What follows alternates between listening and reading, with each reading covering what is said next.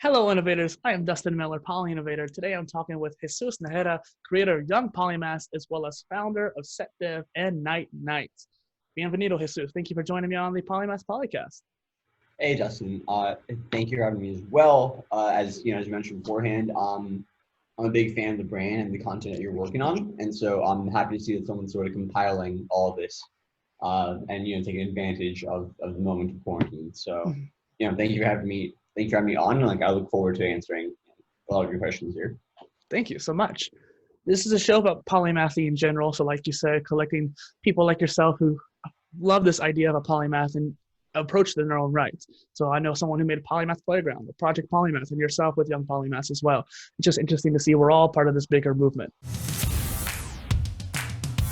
Hello and welcome to the Polymath Polycast interviews and discussions. So what I like to do is have you say hello to the innovators in the audience. Yeah, so hello, innovators. As mentioned by Dustin, my name is Jesus Najera, and I'm currently the CEO and owner of SetDev, which is a development agency out here in Fort Lauderdale. And I recently launched my second official business, which is NightKnight, and that is an e-commerce business where we sell sleep hygiene starter kits. There we go. Additionally, I do also have a third business that sort of stemmed from my writing, and we can talk about that, but basically both through Medium and through ghostwriting for venture capital funds, I have a third writing company as well. Yeah. But yeah, that's what I do at the moment. Obviously, I'm working from home the entire time. Yeah. My official academic background is I have a master's in finance from University of Florida, which I got in 2015. There we go. And that's what is interesting too, is you have just a diverse interest pool as well, which I think is perfect for the show. One thing I'd like to ask is for you to share something about yourself that no one knows about you.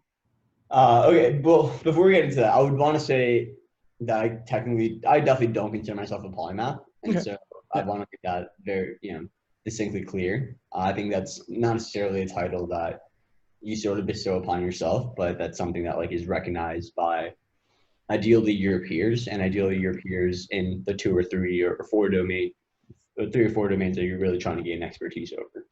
I would definitely consider us both being aspiring polymaths or people of that generalist mentality, but not polymaths themselves. Right. And so I definitely don't consider myself that, though. Again, I would say I do have a pretty wide range of skill sets at this point in my career. And again, I've definitely gotten there by following some of the principles that I think we're going to talk about here. So. Yeah. One thing I might mention too before we get started as well is I've kind of been toying with this idea of a polymath spectrum. So you have someone who's a multi-potentialite, the potential to do many things, jack of all trades, generalist, universalist, and then a polymath. And I would consider us somewhere in the middle of that, I would think. I think, again, the titles are definitely subjective, and I actually try to refrain from getting into them, especially because there are actual academic models between what defines a polymath. If you ever look it up in Wikipedia, there's 3 or 4 official models, and honestly, I fall asleep reading all 3 of them, and I'm at the point where I think it's I'll be very clear with you. I think it's a really good marketing word. More than anything. Yeah, and I think that it honestly takes more of a lifetime to become one. And like you said, having your peers say it, not necessarily ourselves. I would almost even say legacy say it more than the peers. Yeah, exactly. But again, legacy is built from the ideal peers, right? Yeah. Look at that. We already got started even before we got started. I love it. So back to the idea of sharing something about yourself that no one knows about you. Yeah, I guess on this topic of, not to turn it into this, but since everything is turning into this, might as well take a leap into it. Yeah, so I'm actually fully Mexican. I was born in Mexico, and both my parents were born in Mexico, and so that's something that not a lot of people know about me. And I think that's definitely, and I'm also an only child, and so growing up as an only child Mexican immigrant, was a very, very interesting experience that I think was a disadvantage that I perceived during that, growing up and being a kid during that stage. But on the flip side, it's made me much more resilient, and I think it's added a lot of flair to my personality that I probably wouldn't have had if I would have either stayed in Mexico or if I would have been born here. Yeah. Just to kind of put it in perspective too, my stepdad's fully Mexican and my biological father is half. And so I grew up around a lot of Hispanics and whatnots, and just seeing the challenge a lot of people face, whether they're legal or not, is just one of those things where hardworking people that I grew up with, and I just love Mexican people in general. It's awesome. Yeah, and there's something to be said about immigration innovation. Yeah. Yeah. You can see that. You can see that there's a great statistic that's like 53% of companies, I think it's in the Dow or in the SP 500, were founded and co-founded by immigrants, by first-generation immigrants, which is so impressive to me. Yeah. Um, Well, in the U.S. itself is a place for opportunity, and so there's all this like hate against immigration, but literally the country was founded on immigration every single generation, whether it was the Italians, the original colonials, or the Mexicans nowadays, or just all these different generations brought something to the table. Right. It's just marked by that. It's a natural process. And I think it's going to be continued. It doesn't look like it is right now, but it'll continue being one of our biggest strengths if we preserve it. I totally agree. But yeah, I mean, let's hop into some of these questions, man. I'm happy. I'm happy to be here with you. First one is that, so you're the owner of SetDev.tech, crypto space, a product designer, hobbyist mathematician, and a VR developer. But what got you started before all of that? That's a very open-ended question. So I think I'll just give I'll give the specific path and see sort of what tangents come off of that. Yeah. But I would say I always kind of knew that I don't think I ever knew I wanted to be like a serial entrepreneur. I think I just wanted to live out life authentically and on my own terms. And I was someone who, I very much enjoyed learning, and I very much enjoyed a lot of the good things in school and like those social settings, but I was really terrible when it came to like doing things without understanding why. Yeah. And so that pushed me in a lot of really interesting ways. And so I would say it was really my sophomore year of being at UF when it kind of started it all. And that was when one of my best friends from high school, he actually dropped out. He went to the University of Michigan. He dropped out the beginning of his freshman year to start hackathons. And so he was the guy who actually started University of Michigan's hackathon, and then actually dropped out and went traveling to all these campuses, and was now starting hackathons at all of these campuses. And so from all that, he just built a monster network for himself and learned so much that within 6 months, he had started his own company called Market Loco, which is pretty much a college marketplace. So, if you were trading football tickets or rents or anything like that, if you I think you definitely went to college, or I don't remember. I'm not sure actually if I looked on your LinkedIn, but I didn't necessarily, but I know the experience. Yeah, it's trading on those marketplaces is super frustrating, and so he built that out, and that would gain a shit ton of attention. And one day he called me up and he's like, "Hey, do you want to help me expand this on the UF campus?" And so at this point in my life, I was just a sophomore, and I was doing a double major in math and finance, because math has always been my baby. Again, math is the universalist skill. Like if you know math, like you can comprehend any topic. And so I was doing both of those things when, on the one side, my best friend, he was attracting me to the startup life. He got me into startup to be, at first I was just a marketing rep for UF, but I sort of got to see the freedom that came off of not necessarily having anyone but your own goals to hit. And I ran with it, and I blew it up on UF, and then I actually was able to get it to blow up at FSU. And then all of a sudden the biggest marketplaces were no longer in Michigan, but they were all the ones that I had started in Florida. And so I asked them for equity, and then they said yes. And now I was like an official co-founder of this Market Loco company. And I would say that's kind of, so that was happening. And then the other side of my life, I actually ended up doing the fraternity thing, and I was in a fraternity, and my sophomore year was actually living in a fraternity house, which was an entire black hole for productivity. Yeah, I bet. But I'll put it this way. Like, I advocate for testing out different social scenarios, but I would say fraternities definitely produce the worst of the worst, but also the best of the best. Mm-hmm. Some of the best people I know from college, like I'm humbled to have met them through them, and I've also met the complete opposite of desolate degenerates that you imagine. Mm. And so one of my roommates, two of them were in finance, and I noticed that they were studying for the GMAT, and we were sophomores, like, what are you guys studying for the GMAT for? And apparently UF has a master's in finance program that if you come in with enough AP credits and you crush like your first 2 years in your GMAT, they let you take a master's for your last 2 years. So instead of getting a master's in 5 or 6 years, you actually do it in 4 years. And so I actually decided, screw it. If these two guys are going to do it, like I can definitely do it. And I'm super competitive just by nature. And so ended up taking it. I got into the MSF, and all of a sudden, like, my life is going in both directions, where like my academic life got way more complicated. I'm now, as a junior, I'm entering graduate programs. Actually had to withdraw from my double math, which crushed me, but whatever, it was for a master's. And then on the other side, I had the startup life that was launching away. By the end of sophomore to junior year, it's kind of where everything shifted again, where we actually got into the last interview for Y Combinator. And I didn't go as the other two co-founders, but they ended up not doing well in the interview. And they kind of just were sort of burnt out, tired from it, et cetera, and they decided to step aside and or quit. And so at that point, I'm freaking out. Like I have some equity, which we can get into discussions like that later, but some equity in this company. And so I tried just taking over and running it.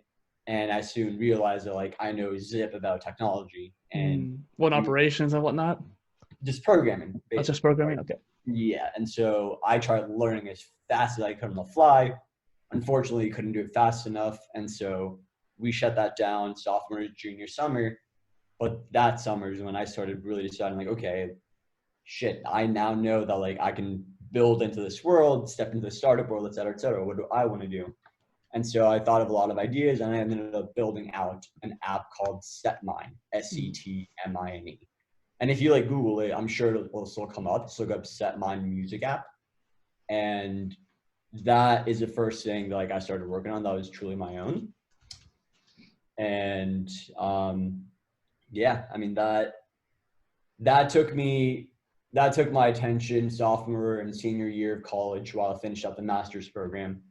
And when I graduated, I decided to go and do that full time. I can continue running through it, but the other influx point right there, the other inflection point is, long story short, I graduate, I turn down a 6-figure job on Wall Street to chase my dreams and work on a music app that's bringing in zero money. Right.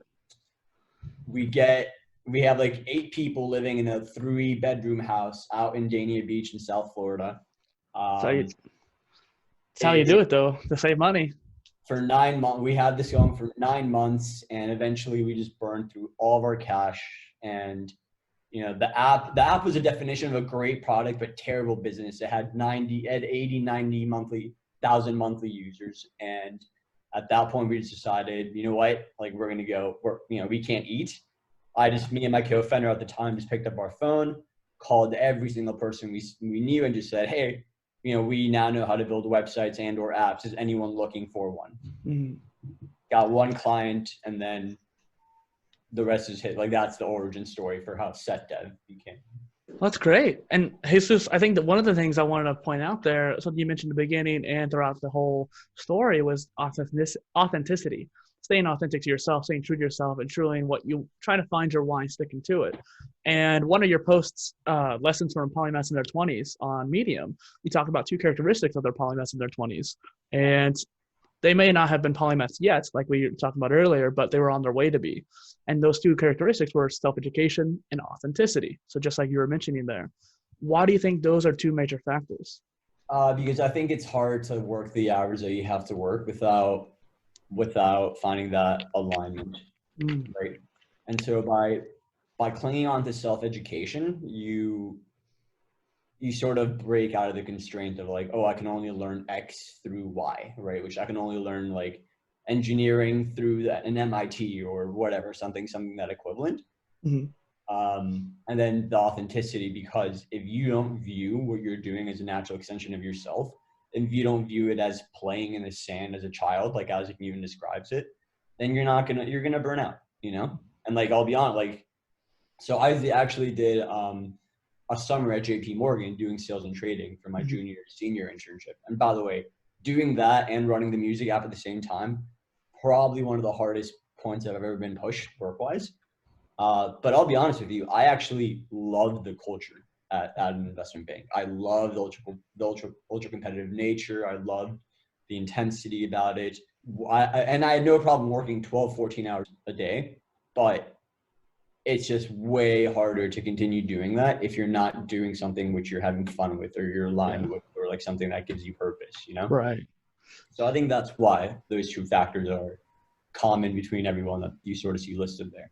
So let's go a little bit into what is your why then? Because you explained kind of what you were wanting to do, but why did you want to do it? Sure, I have this to a T. Perfect. I want to leave society better by leaving the best values in me behind and the things that I create.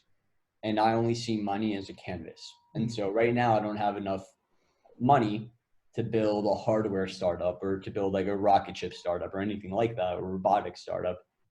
But the more money I have, like the bigger canvas there is for me to paint. And so there's one thing that you asked me about my LinkedIn, which is a great extension to go into this. And that's forever learning and building. I make ideas tangible with people I mean the most to me. A lot of people like come up with business ideas all day long, and not necessarily even business ideas, but maybe science curiosities or something of that sort. I just fucking do it. You know, like I no longer, like, to me, there is no like, oh, is that too complicated or anything like that. So when it comes to like skill sets, math, design, writing, and programming, those are like the four things that like I'm fairly competent at. I would say design and writing are probably the two that I'm done, that I would feel comfortable saying probably expert level at. Math and programming, advanced, but definitely not, you know, like a depth or something like that. Yeah. Programmer, yeah, or something like that. But I can comfortably program in anything that I need to. But yeah, I would say with those four skill sets, like, I just like taking any idea that I have, I actually love building it out. And so, for example, Corona concert is a pretty good example, right? Because that was an issue where, like, within a week, 7 different, like, I missed 3 different concerts. So this was when Corona was just happening and every artist was having like a live mental breakdown. Or yeah. And so like I just missed like 3 of them in a week that I would have loved, and like 5 people hit me up saying like, oh, did you hear about XYZ? And like I hadn't. And so I was just like, fuck it. Someone needs to build a way to aggregate these websites, aggregate all these live streams.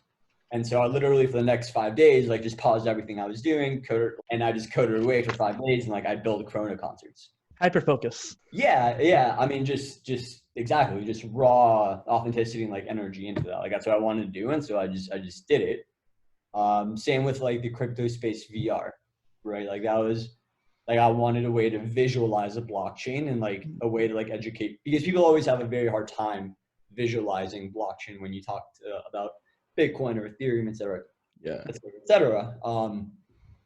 Again, having a good finance and tech background definitely helped me when it came to crypto, but I love VR and I wanted, you know, to build a way to visualize that. And so I had the idea and I just built it out.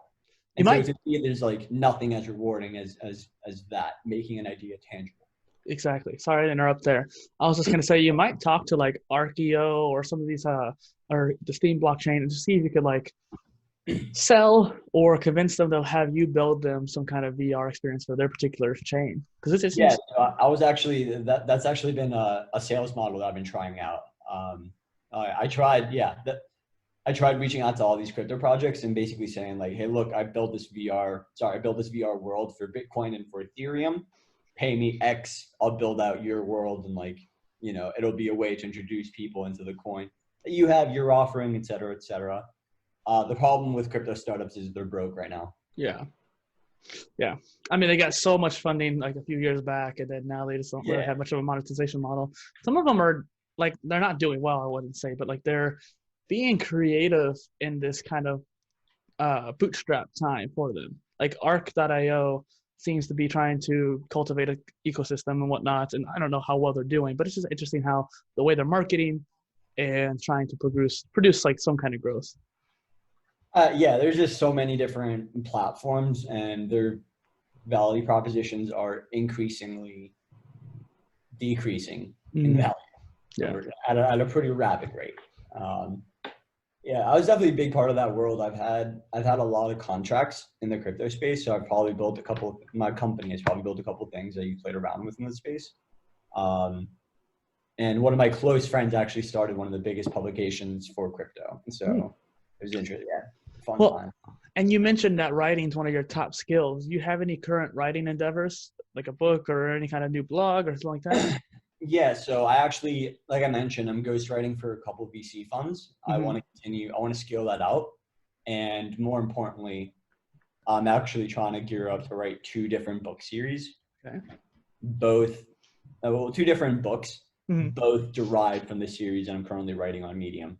One of them is obviously Young Polymaths, which we'll get into in a little bit. Which is how this came together. Yeah. And the second is actually the advanced math articles, and I'm not sure if you saw those, but I want to write a book called Beyond the Gates of Calculus, because basically, like, everyone that's interested, that that finds math hard or whatever, they think they're not natural at it, they stop at calculus. And like calculus is definitely the gatekeeper for all the other advanced branches in math, but you definitely don't have to be a really good mathematician to appreciate those, right? So someone like you, who's just like curious about math and stopped at calculus or before then, I want to write a book that introduces you into all these different advanced branches of math that, like, you could probably still gain a lot of value from understanding the mental models that goes behind them without really having to go into like the nitty gritty of them.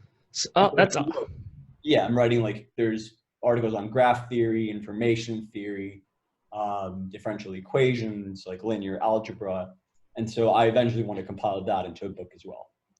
That's awesome. And it's interesting because I mentioned before our chat today that I am a swim instructor. And one of the things I want to do is write a book of the same kind of caliber, of taking all these different areas and put it into one kind of basic concept book for people to understand.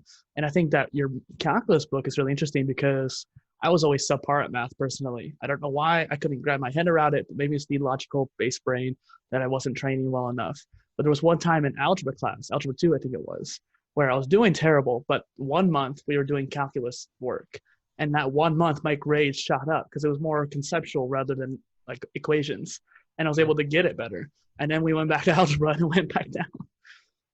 So what could you think that, can you explain a calculus concept then, just real quick, in a simple format? Just a calculus concept? Or any one that you think you can say pretty easily, basically. That's putting you on the spot. Sorry. I would say, no, it's fine. I think all of number theory, so most of number theory is derived from the simple fact that prime numbers are basically the atoms of the math world. And so you know how there's like the elements table for chemistry? Yeah, the primes are basically the mathematical equivalent of that, which doesn't seem like really exciting at first until you realize like 95% of all encryption algorithms that are used for everything, for this call right now, for every single thing, they all revolve around primes.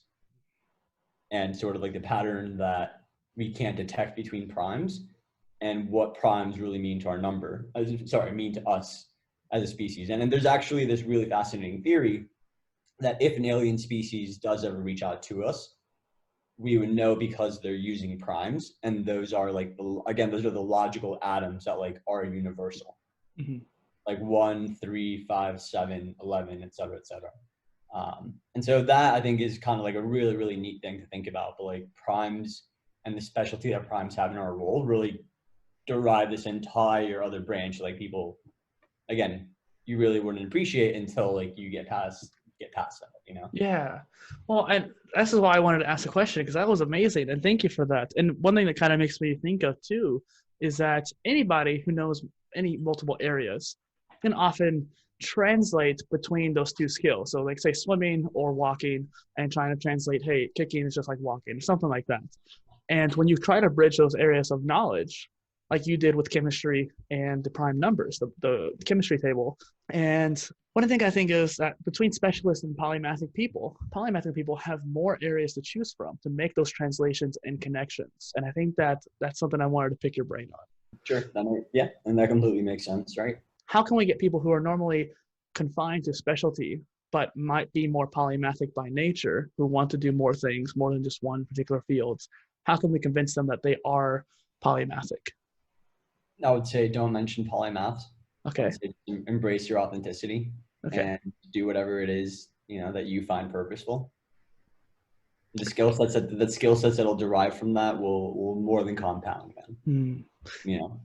That's what, again, like, I don't really consider, I hope that my output and who I am leaves that adjective behind for, again, peers of my nature, but Well, and one thing I want to mention is that, like, I don't want to make you feel uncomfortable if I keep calling you polymathic or anything like that. I know you don't want to see yourself as a polymath just yet because you're aspiring to be, you want to grow into that. But I think that you have an understanding about polymathy that I think is more than most people. So that's one thing I want to just mention out there. I respect that about you. Thank you, man. And again, I would say one reason that, for example, I don't think any of my heroes would describe themselves as that, but they reach that, Mm-hmm. And I think you even saw the tweet that I mentioned earlier, or that I sent you earlier. Like, those are all the people that I consider my heroes. Mm-hmm. And I knew that I respected them before I knew what a polymath was, for example. Yeah.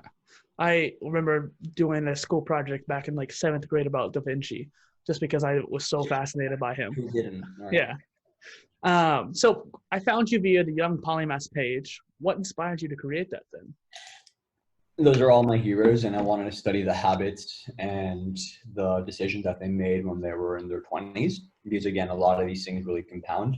Mm-hmm. And so you see the decisions that, like you said, they're not necessarily polymaths at those ages, Mm-hmm. but that's even more important to study them because it gives you a clue into what habits they generated them or propelled them to be polymaths. And so that's why I wanted to write that series out. Yeah. What do you think, besides like self-education, obviously is a big, I think some of the most successful people in general, whether specialists or polymathic people, they've always been kind of people who've taught themselves a lot. But besides that kind of key factor, is there any particular habits you've seen that have led to that polymathy?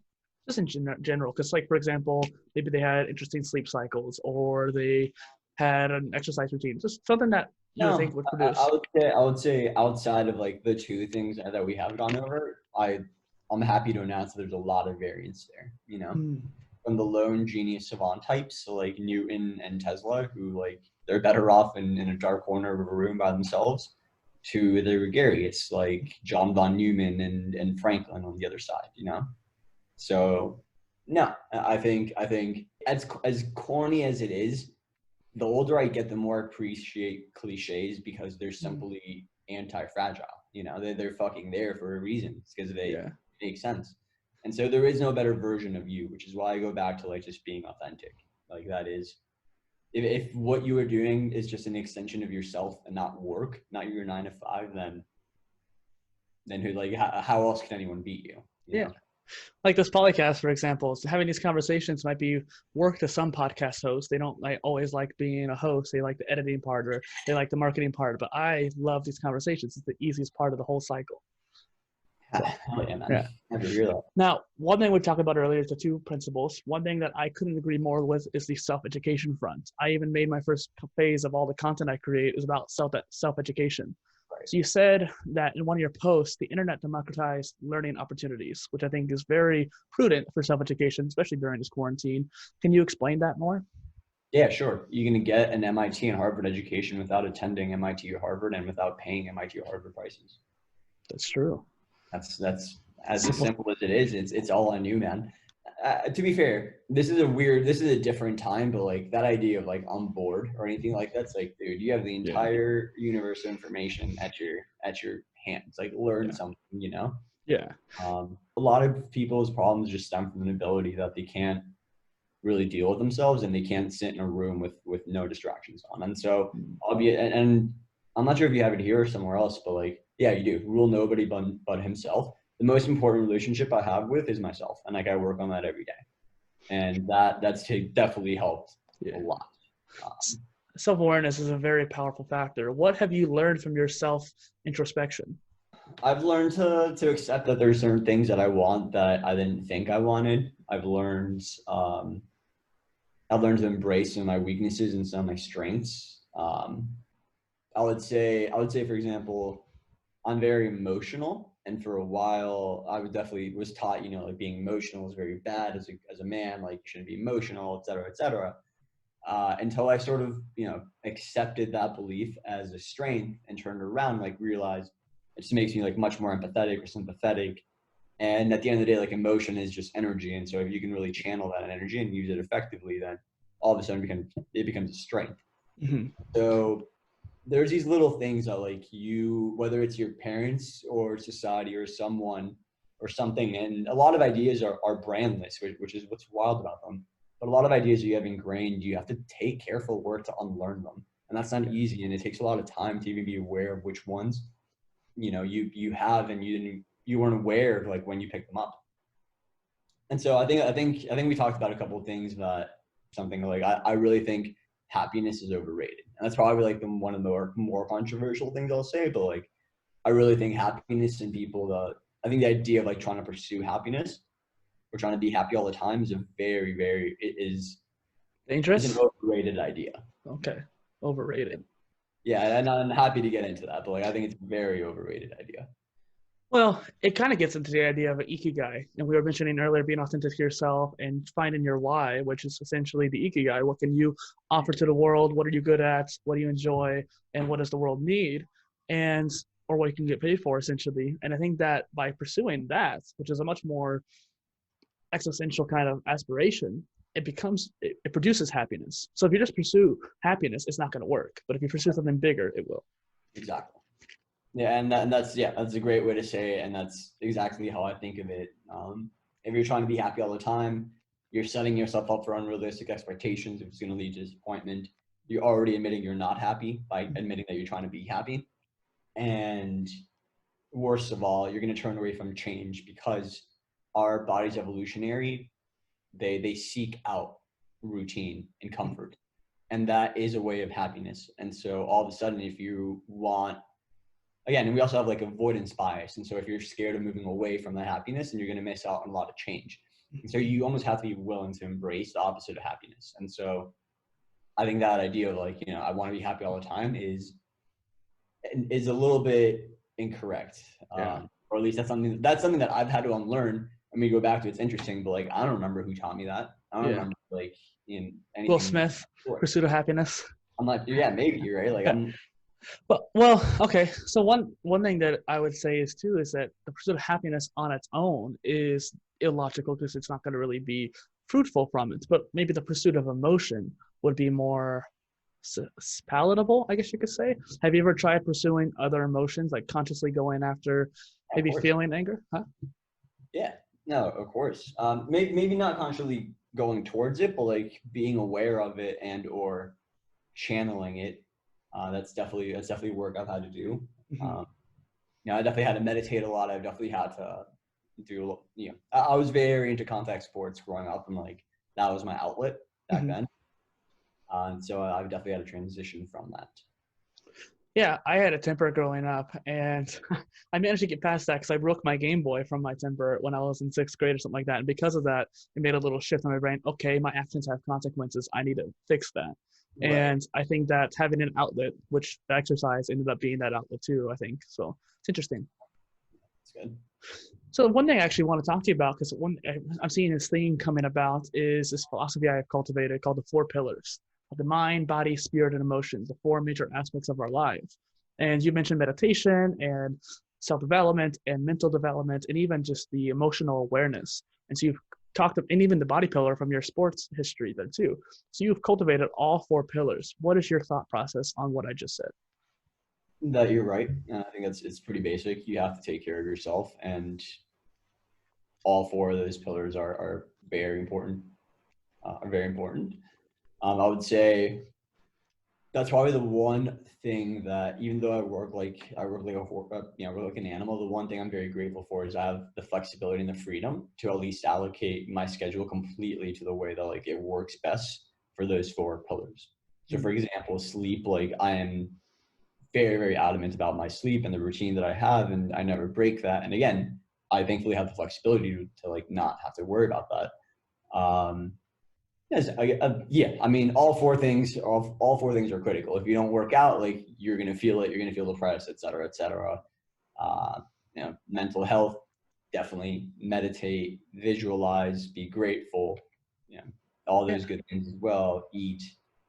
You're gonna feel like how you eat. And that's definitely a lesson. That's definitely a lesson I struggled with for a while. And you just can't get away with bad habits forever. Yeah. I mean, I'm a personal trainer and I still can't get my nutrition right half the time. One of the things I talk about before on the pre-show is the principles, and one of yours is the most important relationship is the one you have with yourself, which I think is very 4 pillars kind of ideal there. And one of my main principles is balance, and I think that we kind of are aligned with this, where the balance of our own self and how we produce and educate and be authentic to ourselves needs to have a balance. You can't be too happy, you can't be too sad, you can't be too focused on one pillar, whereas the other pillars will suffer, that kind of thing. I would disagree there. Okay. Because only extreme people get extreme results, and if you're balancing all 4 things, you're definitely not going to be extreme at any one of them. Yeah, that's what I'm saying. There needs to be balance between the pillars, and so I think we're saying the same thing. Where if someone's too extreme on one of the pillars, like a bodybuilder who doesn't train their brain or train their spirituality, that's extreme. Well, again, not really though, because a bodybuilder is only a bodybuilder because he is an extreme in at least fitness and dieting. Mm-hmm. But because of that, they might not have control over their emotions or exactly. Yeah. But there is that trade-off, and so I am saying that like being balanced is ideal, but realize that you're also capping your upside there, because it's only like extreme people that really get extreme results. Okay, well, where do you see that cap being then? Completely depends up to you, man, and it depends what you're willing to sacrifice. Elon Musk, for example, is a great personal hero, and like he's definitely trading off a couple of things, right? Like he's definitely extreme on one end, and what are his sacrifices?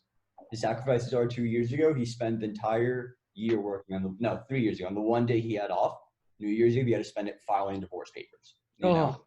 Yeah. You have 5 kids and like you're barely seeing them or anything like that. You are paying, like there are always sacrifices to be made. And you can't really, you should strive to balance everything, but like if you strive to balance everything, then you're not going to be extreme in any one thing. And so I've chosen to like be extreme in my one thing, which is what I would say my professional life. But I definitely have opportunity costs, and like I wouldn't pretend otherwise. Good opportunity costs in my social life. Yeah. If I would try to be balanced, I wouldn't have that. So there seems to be a lot of different themes kind of going about, but I like what you're saying. And it's interesting too that like when you said the extreme sacrifices or this extreme mindset is outside some of those 4 pillars too. It could be the work-life balance and having work-life alignment too. And so trying to make sure you have some kind of area of focus, like yours is work, but you also have yourself to take care of. And yeah, what are you thinking? Again, I agree, but I also disagree.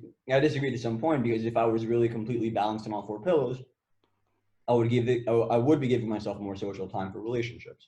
Right. Because that is a key part of mental health and emotional health.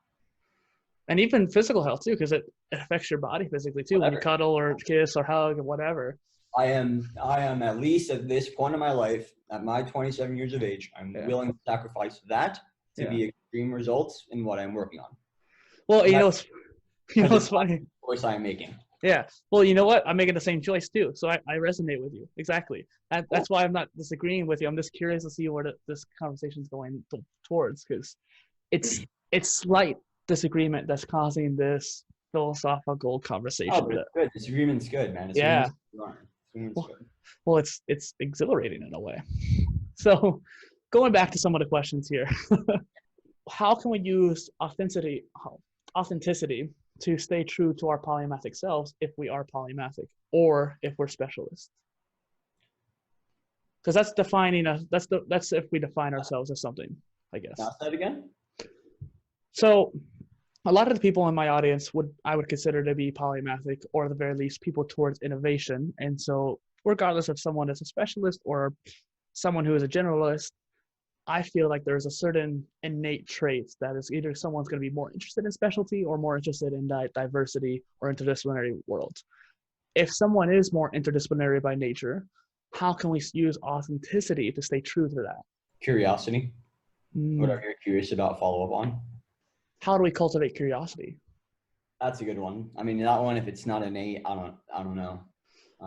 I mean, I guess a good way is to just ask how everything works. Like that's how I get curious about a lot of things. Is I just get curious how things work, and then I end up learning about it, and then I end up applying it in the next thing I'm building.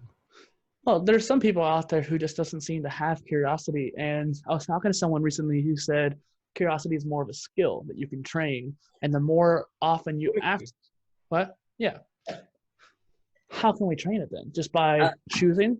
I don't know necessarily training is, I guess training is correct, but like, sure, you can highlight any characteristic or personality of yourself, if you want. So, I mean, how I just told you, next time you're doing anything, just like ask, how does this work? And you have no clue how your laptop works. And if you have no clue about everything inside here, you have no clue how your eye is perceiving the pixels. Like there's so much like you could just learn by asking, how does this work? Yeah, going off of that real quick, if someone's looking at a screen, I encourage you to look at the technology behind the screens, whether it's LCD or VA panels, IPS. There's very in-plane switching with the crystals and whatnot. It's very interesting how all these screens work. Nice little food for thought. I wrote an article called from waves to RGB values that discusses the math behind that. It's crazy. Well, and even just looking at my screens that I have here, these two panels are a different type of VA, and then the one in the middle I think is more IPS, and so it's just very interesting how the clarity is different, stuff like that. Now, going back to some of the questions here, I have a question I want to ask you. What is a modern polymath if you were to find one? Elon Musk. I was about to actually say too, if it's not him, who would you say would be a modern polymath? Because he's kind of like the Vinci to cop out. Yeah, I would say Jack Dorsey is probably the second. And again, it's just outcomes that really define it, right? The fact that he co-founded and is now operating two publicly traded companies is fucking sick. Like that's insane to me. Yeah.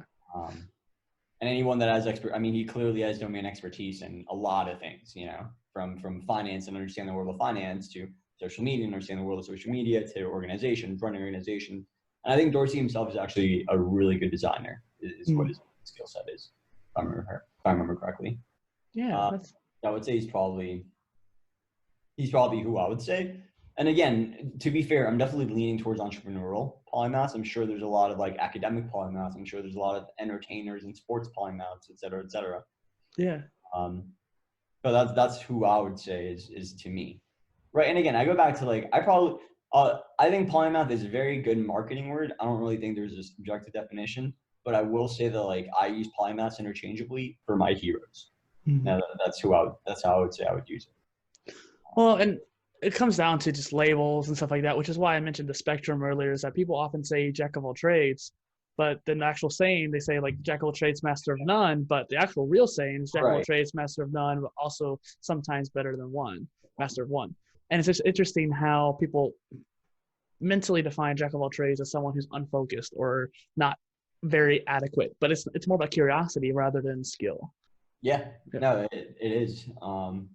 Yeah, it absolutely is. And I definitely have confidence because I've had to like test my skills by building things out and surviving.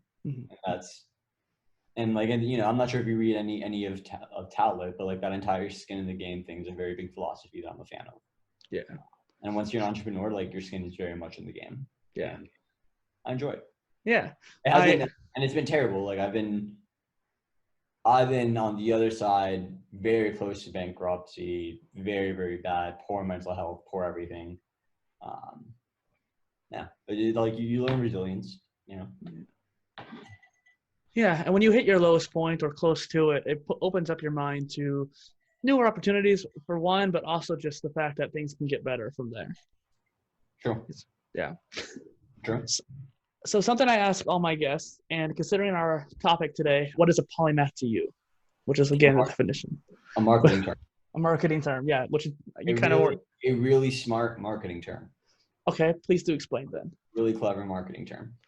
I mean, honestly, from the structure of the world, from the structure of the word and how it sounds to the label that it's to the people that it's assigned to the psychology that it triggers in people that they'd like to be considered that. Since it's, think about it, because polymath is anyone that has universal skill sets. It literally applies to anyone, So any like, from athletes to entertainers to academics, entrepreneurs, anyone could look at the definition of a polymath and be like, oh, could I be considered one? And so it's a very clever marketing term because it can be completely inclusive. Well, not necessarily, because the definition of it comes down to the like high skill level. So you said earlier, your polymathic skill set, you have 4 different skills. 2 of them are high skills that you consider yourself rather expert at. The other 2 being more adept. You could technically be in that kind of zone where maybe I am a polymath, maybe I'm not. But if all 4 of those areas were expert level, then you could consider yourself a polymath. But again, it comes down to there's a wealth of different skills, all of which are different, all of which are connected in a weird way. But I think it still comes down to the level of expertise. And your output, right? Because if I am an expert at all 4 of these and I have masters in all 4 of these, but I don't do anything, it doesn't matter what I call myself. Yeah. Definitely. So I think it's a clever marketing term more than anything. I go back to like, honestly, I was listening to Kanye West. Like, would you consider Kanye West a polymath? I would. And it does make me hesitate to say that. Let me go further. Would you consider Kim Kardashian a polymath? I don't really actually know her skill sets very well, but obviously she knows marketing. She knows how, I don't know if she knows. She's a lawyer now. She has a law degree. So now I didn't even realize her arsenal. I mean, even if I don't like her particular personality, I do think that she could be considered one. This is where I get to, where like anyone can justify and or like rationalize themselves into thinking they're on the way to being a polymath, which is why it's such a clever marketing term, because it appeals to ambitious people that want to grow to that. So where do you see a niche? Probably not the definition you are looking for, and probably deviate from like other ones. But I mean, but that's a good thing about it. I'm not disappointed by any means. In fact, I'm actually curious because what if we were to niche down the polymath, which is actually kind of counter to one of my niche down a polymath. So for example, my personal brand, what I aspire to be is a poly-innovator, a polymath of innovation, which is niching down the skill area. Innovation could be creativity, it could be writing, it could be any kind of creator endeavor, whatever it may be, or how we might be able to define innovation in a separate sense. But a polymath of innovation is a niche down version of a polymath. What if someone wanted to do something like that? Yeah, and I think you continue making a ton of different terms for a ton of different other qualifications, right? Maybe there's like a poly-entertainer. Yeah. Or a poly-athlete. Actually, I know someone who's a polyathlete. There you go. So that's my point. It's like, sure, you can continue niching down. Yeah. That's interesting. It's a clever marketing term. Yeah. Really. Well, what's funny is that when I started PolyInnovator, I actually hated the word niche. And people always said, entrepreneurs always said niche down, niche down, niche down. And that's for building up SEO and just getting a reputation. But someone who's polymathic, someone who wants to be a generalist or is a generalist, doesn't want to niche down. Yeah. Sorry, what was going to be the question? Well, I mean, you had a thought there. Go ahead and share that. Yeah, if you're going to be an entrepreneur, fucking niche down. Niche down.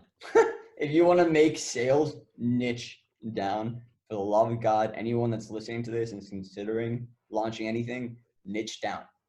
That is the only way you make money at the beginning. Or let me correct that. That is the best way to financially validate any idea that you want to bring to a market. And that's important too. A lot of people forget to validate whether or not their idea is actually going to be profitable. And that's an important value. I would say that's something that I've learned with my agency 100%. Is a lot of people rush to development without really validating their idea or designing it up, et cetera, et cetera. Well, and then as a content creator, there's not really much monetary value, I would say, at first, unless you were to pursue books or affiliate links or some kind of income source like that. I have a friend who runs a content agency now after doing a bunch of like freelancing contracts. I'm like, he's funny enough, he wasn't doing well until he niched into a couple industries. Yeah. and now he's selling. So here's my little idea that I've been working on is phases. So phases of sub niches. So my niche I could say is polymathy, because that's just been what my interest has been and a lot of the content that I've made has been about. But polymathy could be, like you said earlier, a wide range of different things. And so that's not profitable or anything like that. And I'm not trying to monetize this just yet or anyways. But what I have been trying to do is sub niches, making those blue oceans, if you will, in a sub niche format. So for example, the first one is self-education. The next one's going to be polymath exercise, that I call it, but something that's just cross training essentially. But yeah, so trying to niche down after the main niche. Do you see that being successful in your experience? The more you niche down, the better. Yeah. So yes. Okay. I And like if you're trying to launch a business particularly, yes. Yeah. When it comes to building a brand that you're not trying to monetize, like obviously you have a lot more room. But if money's a matter to you, then niche. How long do you think it would take for someone to become a polymath? Like just in a simplistic skill set, whatever. A lifetime. A lifetime? Yeah. Because again, it's your output and your legacy that defines it. So a lifetime. I feel like if you go down to the 10,000 hour rule, which has already been kind of somewhat disproven in some cases, especially with innate talent involved or deliberate practice versus just consistent practice. And so some people can become a master in 8,000 hours versus 12,000 hours, depending on what they're doing. And so I think if you become a master in multiple areas, then technically, like multiple, not just like multiple languages in the programming, but programmer, business person, doctor, whatever kind of fields, become a master in multiple of those areas over decades of your life. You could become a polymath halfway through. Again, it's just what people, it's what people define you as. You know, there are probably multiple doctors that do know how to program and that have started their own practices. But do they refer themselves as a programmer, as a polymath? Probably not. Is history going to define them as polymaths? Probably not, because they're not going to be widely known. So I think it is something that like. Why wouldn't they be widely known? I'm assuming that there's a lot of people like that like aren't widely known. Yeah. You know? Well, then that comes back to something that is like wild, then they probably aren't going to go down history as polymaths. Yeah. Well, that comes back down to output, like you said. What are they doing to produce for the world? It 100% does. Yeah. Like Leonardo da Vinci, who we would consider to be a polymath, or at least a textbook definition in a way, he is known for creating so many new innovations and whatnot. But most of his innovations and ideas were in his journals that were locked away for hundreds of years. So for a long time, people didn't actually know what he did. They didn't know his output. Right. Yeah. No, that can be 100% true. And if any of these doctors are writing programs that revolutionize computers, then I'm sure they will go down in history as polymaths, you know? Mm-hmm. What got you started with writing? So we were talking about your blog with the young polymaths and just your endeavors with the ghost writing. What got you started in all of that? Yeah, I blew at writing and I wanted to get better. And so I was just writing like an hour a day. And eventually I started enjoying it. And then eventually I started making money from it. And then eventually I started making more money from it. And then eventually I purposely started making more money from it. And then now it's just an ingrained part of. One of the things, like I said earlier, I found you through Young Polymaths, and you have an interesting Instagram because when you go on there, you have multiple posts coming together into a larger image. What inspired them? I think it looks aesthetically pleasing. It's part of a brand, and I think Instagram scrolling feeds are sort of like magazines of articles, and so I like them looking very, very pleasing. Mm-hmm. And it's a clever way of spreading out your content. Yeah. Yeah, and then on top of that too, people can get a bigger picture without actually clicking onto the images too, so they can be more likely to follow from the. Where do you see the Instagram or the brand Young Polymaths evolving? You said a book, maybe? Yeah. Yeah, I actually have I want to write a book, but I want to do something very, very clever. So I think I'm actually going to drop a lot. I think I'm going to drop a good amount of resources and try to design the best book I can. Mm-hmm. So I mean like the most beautiful book that's been published in the last 5 to 10 years. Like I want something of that caliber, and then I'm only going to print out like 1,000 of them. Oh. And then just either give them out to select people or sell them for like 1,000 a pop or something like that. I want to do something something worthy of the subjects in the book, you know? Well, and this goes back down to your legacy and output as well. That one particular endeavor, who know, like the quality of the book, like you said, it's going to be super high quality, but if only a certain amount of people are going to find it, word of mouth might spread, and some kind of guerrilla marketing might come from that as well. And the legacy of that might be interesting. Just like there's that one leather shoe company, I think in like Switzerland or something like that in Europe. I don't remember what part of Europe, but they only make like no, not leather shoes, like pants, jeans. They make 100 jeans a year. That's it. I And mean, they sell for like $100,000 or something like that. yeah, the less value, the less value is driven by scarcity, right? Mm-hmm. So that's what I want to do with that. I hesitate asking you this question considering the fact of the word polymath again, but who is your polymath hero? When you kind of mentioned earlier in a way. But again, I would say they all are, right? Like, okay. Probably the only people on that list that isn't a polymath, I would say, is Ray Dalio. I'm not sure if you know who that is. I would probably consider him a polymath considering all the stuff he's done. Yeah, I won't. I don't think he does either. Okay. He's just a hell of a. He's a Steve Jobs of hedge fund management. Mm-hmm. And again, I came from having an MSF and like working on Wall Street. I came from that world, and I just really respect who he is as a person, his principles that he has, and the principles book that he obviously published. And I mean, I was just about to ask about that. What do you think about that book? I loved it. Yeah, I like it. I'm a fan. Well, I'm just saying, like, is there any particular principles in there that you stuck out to you? Yeah, a lot about like reflection and positive conflict. I would say reflection, objective reflection, and like an open mind to criticize yourself is a path to growth. Mm-hmm.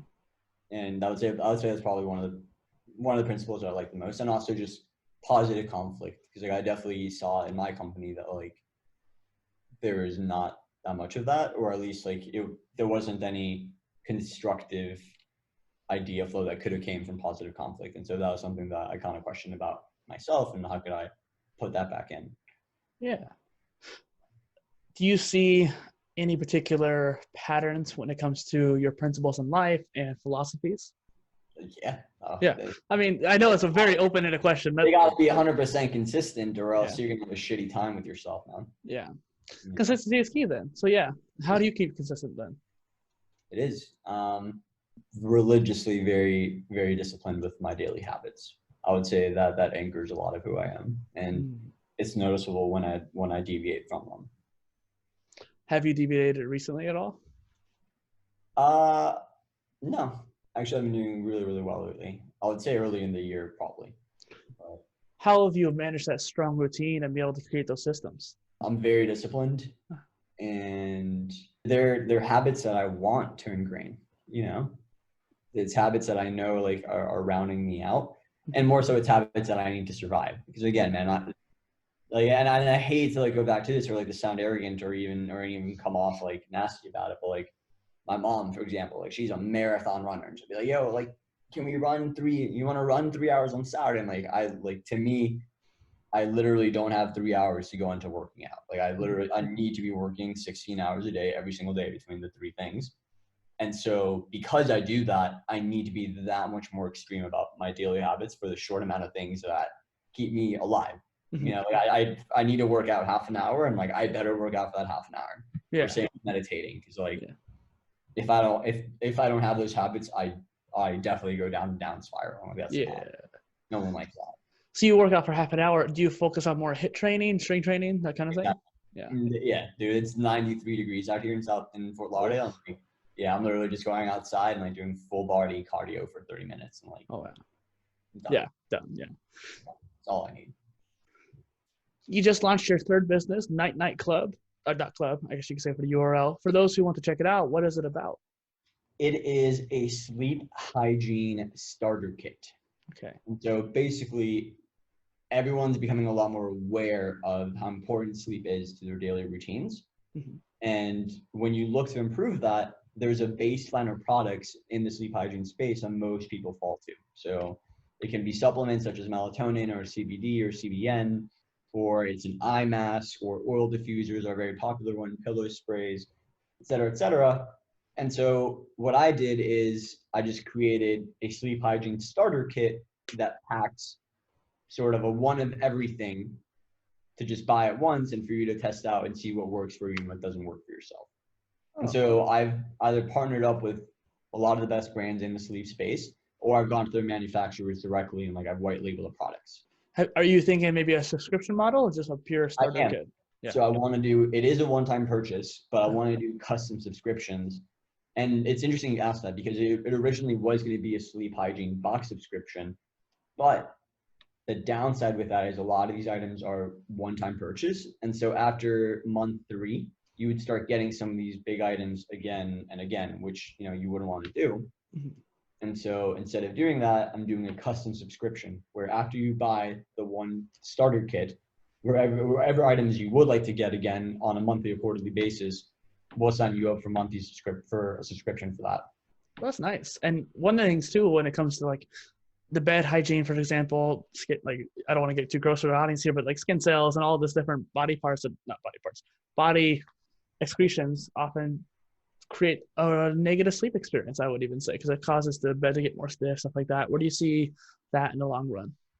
Yeah, I mean, all that matters. I don't know. Yeah, like I now use like a silk antibacterial pillowcase, you know. Oh. Do you have any other advice then for sleep? Do you have any particular products you like, or a ring, or perhaps a nice mattress, something like that? Just because out of curiosity, because I want to improve my own sleep. If you're looking to up your sleep game, I would 100% buying one of these starter kits because some mix of those products will work for you. Mm-hmm. You know, like you might have a clinical issue, and if you do, we're not going to fix it. But whatever your base of sleep is, some mix of these products are going to lift that base for you. Yeah. Or even get you to the base if you have a deficiency or something like that, perhaps, right? Right. And like, again, if you test all these out and like your sleep is still shit, then you should probably see a clinic and, or like, you know, it's a lot more serious sleep issue. So one thing you talk a lot about too is work-life alignment over work-life balance. And that kind of goes into sleep and how you work 16 hours a day, but what you said there too. So how often do you sleep then? Or how long do you sleep? 7.5 hours or 6 hours. Oh, wow. So you have just a few hours then throughout the day for eating, I guess. And do you have any time to relax or play? No. So I eat at my desk and like I eat from home. I almost always order in something healthy, but when I don't, like I'll cook either fish or chicken, the basics. And no, man, I don't have time to rest. Like I don't have social life. I don't. Have you looked much on multiple phasic sleep cycles, so polyphasic or biphasic sleep cycle? I have. I fucked around with a lot of those in my earlier in life. I do not recommend that. But you don't? I fucked around with the Uberman sleeping schedule for a while. I did that. Terrible. Yeah. That one sounds brutal. I was thinking more of just like sleeping a little bit less than the first part and then taking a nap or something like that. Yeah, what I just realized is, and this is what I would recommend to everyone, is realize what your true circadian rhythm is. And again, I go back to like, I know I'm definitely privileged and like I can just wake up whenever I want and or like I don't have an alarm clock to do anything. And so I've been able to like figure out when my body really falls asleep and when it wakes up. And so now that I have that data, I just build a routine around that. Yeah. But I think for most people, the biggest advice I have is like first take the time to figure out what your body really needs. The compounding effects to your health that you have from being consistent far outweigh the 1 or 2 hours that you'll get from like trying to beat your circadian rhythm. Unfortunately, a lot of people don't have the self-reflection to really admit that. And I'll admit I didn't admit that. Like I was definitely like I need to sleep 4 hours and a half or else I won't be as productive as like XYZ. Yeah, I was just gonna say having that self-awareness of it as well. And the studies are inconclusive at the current point, but sleep chronotypes. Have you looked much into that? Into what? Sleep chronotypes. Chronotypes. So it expands the like early bird and night owl. Yeah, I was about to say, right. That makes sense. Yeah, and again, it goes. I would all consider that in terms of finding out when your true sleep cycle is. Right? Are you normal? The 3 most important questions are: how much time does your body need to really sleep? When does your body go to sleep naturally? When does it wake up naturally? Which would answer the 2 things that you're just mentioning, right? Yeah. What's interesting too is that those chronotypes, there is the dolphin and lion, who are the early birds, and then the bear and wolf, who are the night owls.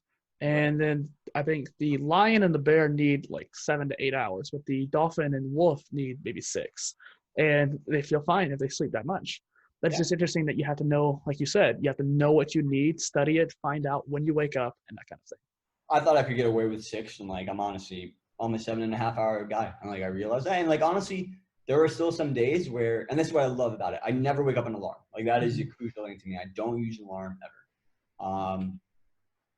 My body will usually wake up, 85% of the time wake up in 7.5 hours. But like, there's sometimes where I'm either very excited or I'm very anxious about what I have to do, that like 6 hours is enough and I will wake up on 6 hours. Get all the stress hormones in you. Yeah. So what's interesting then, are you a night owl or an early bird? I'm a 12 to 7:30 a.m. kind of bird. Okay. I'm a normie bird. Okay. 12. I mean, I would almost consider it a sleep elite, as they would say, because you're staying up late. You're also waking up early, but you're getting enough hours. I don't know. I'm just sacrificing a lot more, man. Yeah. That's all it is. That's all it fucking is. I have no life outside of like my professional output, which again, it is my creative and my fun output. So like, it's basically your why at that point. And it's interesting too, because I totally resonate with you. I go to karaoke once in a blue moon for some sort of fun, but even then I get mad at myself because I want to go work on stuff. So where can people find you online?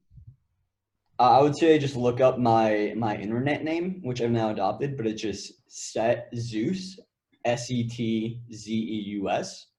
That's like my handle for where most of my things are at. So my Medium, my Instagram, my Twitter. I'm probably gonna build. For some reason I haven't launched like my personal page, but like, I'll probably build it under setzeus.com too. And just put everything underneath there. It does seem like your personal brand. Yeah. I'll make sure I have links to the description too for you. Fun fact, it's a call out to the music app, Set9. First music app, and from there it says Zeus.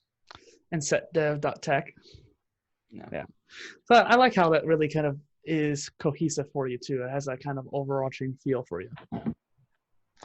And then besides obviously coming to your awesome profiles and checking out Young Polymath and looking at PolyInnovator stuff too, what could be a call to action for the audience today? Please go buy your sleep hygiene starter kits. Yeah. I know how rough of a time it is for everyone out there right now. It is that much more important to be taking care of yourself emotionally, mentally, and physically. Mm-hmm. And sleep is a single base for that. So if you're struggling for sleep even a little bit, give this a try. There is some mix of products that will lift your standard of sleep. Yeah. We sleep 1/3 of our life. That is 100% fact. Yeah. Well, thank you, Jesus, for coming on the show. Yeah. Thank you for having me, Justin. It has been a pleasure. And hopefully we'll be around too later. Yeah.